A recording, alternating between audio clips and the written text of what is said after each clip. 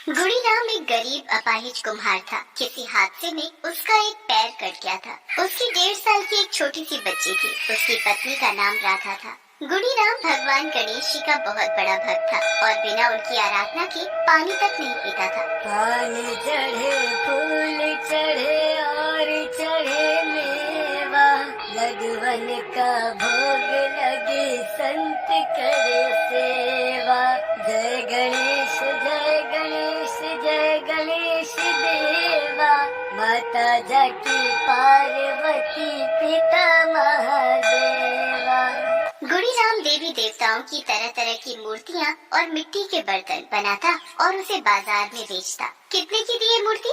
बहुत सुंदर दिख रही है। मैम साहब मात्र 30 रुपए की है। 30 तो बहुत ज्यादा है, मैं तो 20 ही दूंगी। मैम साहब बहुत मेहनत का और बारीक काम होता है हमरा। ईश्वर की प्रतिमा में क्या बेईमानी करेंगे मैम साहब हम लोग। अच्छा ठीक है, ये मूर्ति दे दो मुझे, ये मुझे बहुत पसंद है। किसी तरह जीवन चल रहा था उनका। गणेश चतुर्थी आने वाली थी, इसलिए उसकी दुकान पर इन दिनों बहुत सारे ग्राहक आते थे। ऐसे ही एक दिन जब दोनों पति पत्नी मूर्ति और मिट्टी के सामान बेचने में व्यस्त थे, तो उनकी 1.5 साल की छोटी बेटी घुटनों के बल चलते हुए वहाँ से सड़क पर आ गई। उन्हें बिल्कुल पता नहीं था कि उनकी बच्ची इस तरह से सड़क पर चली गई है। वो मूर्ति बेचने में व्यस्त थे। देखो मुझे ये मूर्ति तो चाहिए ही, और एक मटका भी दे दो मिट्टी का। अचानक राधा को अपनी बच्ची की याद आई, लेकिन वो तो वहाँ थी ही नहीं। तभी उसकी नजर सड़क पर घुटने के बल चल रही अपनी बच्ची पर गई। सड़क पर बहुत ट्रैफिक था। अपनी बच्ची को बीच सड़क पर देखकर उसके हाथ पांव फूल गए। सुनिए जी, हमारी मुन्नी सड़क पर चली गई है।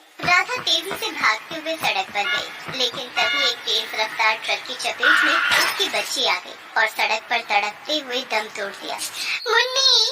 राधा बहुत जोर से चिल्लाई। तभी उसके पति गुड़ीराम ने कहा, क्या हुआ राधा, तुम इतनी जोर से क्यों चिल्ला रही हो? मुन्नी, हमारी मुन्नी। क्या हुआ हमारी मुन्नी को? वो तो हमारे पास सो रही है। गुड़ीराम की बात को सुनकर राधा ने अपने बगल में लेटी अपनी बच्ची की ओर देखा और उसे गले से लगा लिया। वो सब एक सपना था। हे गणेश जी, ऐसा सपना क्यों? राधा बहुत चिंतित हो गई और सपने वाली बात उसने गुड़ीराम को बताई। अरे क्यों चिंता करती है, गणेश जी है ना हमारे साथ, हमारा कुछ बुरा नहीं होगा। पर मुझे बहुत डर लग रहा है जी। जब भगवान गणेश हमारे साथ है तो फिर क्यों डरना? अरे उन्हीं के आशीर्वाद से हमारी मुन्नी आई है, पता है ना, तो वही रखवाली करेंगे उसकी। गुड़ीराम और राधा के विवाह के 12 साल बाद राधा की गोद भरी थी और मुन्नी का जन्म हुआ था। मुन्नी के जन्म के पहले राधा बिल्कुल टूट गई थी। उसने बच्चे की आस छोड़ दी थी, लेकिन गुड़ीराम उससे हमेशा कहा करता था कि अरे राधा तुम भी ना, मैं समझ कर थक गया, लेकिन तू है कि आंसू बहाते रहती है और दिल छोटा करती है। देख मुझे पूरा विश्वास है कि भगवान गणेश तेरी गोद जरूर भरेंगे। पर अब तो शादी के 12 साल हो गए जी। अरे परीक्षा है ये, परीक्षा। तुझे पता है ना, जब भगवान किसी से बहुत प्यार करते हैं तो वो उनकी परीक्षा भी बहुत लेते हैं। मैं जानती हूँ जी, लेकिन अब ये सुनी गोद बर्दाश्त नहीं होती। मुझे लगता है कि कोई मुझे भी माँ कहकर पुकारे। जरूर पुकारेगा। गुड़ीराम भगवान गणेश से हमेशा राधा के दुख को दूर करने की बात कहता और रो रो कर उनसे प्रार्थना करता। प्रभु जी सब आपके हाथों में है, जो आपकी इच्छा है वो तो हमें पता नहीं, लेकिन आपकी हर इच्छा में आप अपने भक्त के साथ रहिएगा। प्रभु जी अपने भक्त के साथ रहिएगा। गुड़ीराम का अपने प्रभु पर विश्वास रंग लाया और एक दिन जब दोनों बाजार जाने के लिए निकल ही रहे थे, तभी राधा को चक्कर आया और उल्टियाँ शुरू हो गई। अरे क्या हो गया राधा, तबीयत तो ठीक है ना तुम्हारी? पता नहीं जी, कुछ ठीक नहीं लग रहा है। मेरा सिर चकरा रहा है। अच्छा तू आराम कर, आज हम बाजार नहीं जाएंगे। वे दोनों उस दिन बाजार नहीं गए, लेकिन राधा की तबीयत में कोई सुधार नहीं हुआ। गुड़ीराम अपनी पत्नी को अस्पताल लेकर गया और अस्पताल में उसे और राधा को वो खुशखबरी मिली जिसने उन दोनों के चेहरे पर लंबी सी मुस्कान ला दी। सुन रहे हैं ना जी, मैं माँ बनने वाली हूँ। माँ, मैंने कहा था ना राधा, एक दिन तेरी कोख जरूर हरी होगी। मेरे गणेश जी के लिए कोई भी कार्य कठिन नहीं है। 9 महीने बाद राधा की कोख से एक बच्ची का जन्म हुआ। दोनों उसे बहुत प्यार करते। प्यार क्या, दोनों की जान बसती थी उसमें। मुन्नी, तू जानती है गणेश जी ने तुझे हमारे घर भेजा है। गणेश जी बहुत अच्छे हैं, लंबी सूंड है उनकी, बड़े बड़े कान हैं, मोदक खाते हैं वो और चूहे की सवारी करते हैं। अरे इसे क्या समझ में आएगा ये सब, ये तो अभी बहुत छोटी है। अरे समझ नहीं आएगा लेकिन सुन तो सकती है। मेरे विनायक का नाम, मेरे गणेश का नाम। दोनों बहुत खुश थे। समय बीत रहा था। मुन्नी अब 1.5 साल की हो गई थी और इसी बीच राधा ने वो बुरा सपना देख लिया था जिसे वो चाहकर भी भुला नहीं पा रही थी। एक दिन की बात है, राधा रसोई में काम कर रही थी और गुणीराम हमेशा की तरह बैसाखी के सहारे खड़े होकर मिट्टी को पैरों से गूंद रहा था और आंखें बंद करके ध्यान मग्न होकर गणेश जी का नाम ले रहा था। ओम गण गणपते नमः, ओम गण गणपते नमः।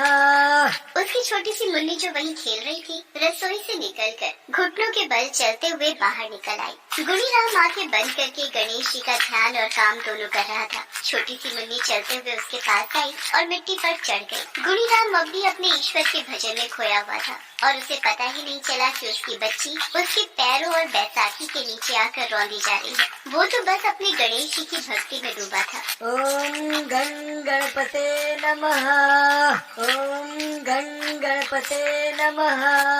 उसके पैरों के नीचे आकर उसकी बच्ची लहूलुहान हो गई थी। पूरी मिट्टी खून से सर गई थी। उधर राधा ने जब रसोई में देखा कि उसकी मुन्नी वहाँ नहीं है तो उसके माथे पर चिंता की लकीर आ गई। अरे मुन्नी कहाँ गई? वो भागी भागी बाहर आई और बाहर का वो मंजर देखकर उसका कलेजा फट गया और वो जोर जोर से दहाड़ी मारकर रोने लगी। हाय भगवान, ये क्या हो गया? सब खत्म हो गया। ये क्या कर दिया जी आपने? ये क्या कर दिया? अपनी बच्ची को मार दिया आपने, अपनी बच्ची को। राधा के रोने की आवाज से गुणीराम ने अपनी आंखें खोली और खून से लथपथ अपने पैरों की ओर देखा तो उसके ऊपर भी बिजली गिर गई। हे गणपति, ये क्या हो गया? क्या हो गया मुझसे? मैं तो हत्यारा हो गया। अपनी बच्ची को मार दिया मैंने। हे भगवान, ये क्या हो गया? आप अपने गणेश जी के भजन में लगे रहे और हमारी बच्ची यमराज के पास चली गई। राधा यमराज के पास गई है तो वापस भी आएगी। मेरे गणेश जी उसे वापस लाएंगे। वो मेरी बच्ची को वापस लाएंगे। ये आप क्या कह रहे हैं? पर अमृत लोग कहाँ आते हैं वापस? आते हैं, जरूर आते हैं। मेरे गणेश जी लेकर आएंगे मेरी मुन्नी को। हाँ। उसके बाद गुणीराम और उसकी पत्नी दोनों भगवान गणेश की मूर्ति के आगे हाथ जोड़कर बैठ गए और रो रो कर उनसे प्रार्थना करने लगे। प्रभु, मैं नहीं जानता कि मैं आपका कैसा भक्त हूँ, लेकिन सच कहूँ प्रभु, तो मेरे दिल में हर समय आप धड़कते हैं। आपकी मूर्ति मेरी आंखों के आगे रहती है, लेकिन इसके बावजूद मेरे साथ ये अनिष्ट क्यों? प्रभु, मेरी मुन्नी को वापस ले आइए, या नहीं तो हम दोनों की जान ले लीजिए। ये कहकर दोनों ने अपना सिर समेत आधा धड़ उस गीली मिट्टी में दबा लिया। उन दोनों की सांसें टूट रही थी, लेकिन फिर भी वो गणेश जी को पुकार रहे थे। आखिरकार प्रभु को अपने भक्त की पुकार सुनकर आना पड़ा। गुणीराम, पुत्र गुणीराम, आंखें खोलो पुत्र, आंखें खोलो। अपना शरीर इस मिट्टी से बाहर निकालो। प्रभु, मेरे प्रभु, आप आ गए प्रभु। सच्चे भक्त की पुकार पर भगवान को आना ही होता है गुणीराम। तुम मेरे सच्चे भक्त हो। प्रभु, फिर मेरे साथ ये अनिष्ट क्यों प्रभु, क्यों? सारे अनिष्ट खत्म हो गए, सारी परीक्षा समाप्त हो गई। वो देखो वहाँ तुम्हारी बच्ची। गुणीराम और राधा ने देखा कि उसकी बच्ची सही सलामत है और वहीं पास ही खेल रही है। राधा, देखा राधा, देखा, मेरे गणेश जी ने सब ठीक कर दिया। हमारी मुन्नी वापस आ गई। भगवान गणेश की जय हो। भगवान गणेश की जय हो। उन दोनों की झोली में फिर से खुशियाँ भरकर भगवान गणेश जी अंतर्धान हो गए। दोस्तों, आप हमारे चैनल को जरूर सब्सक्राइब करें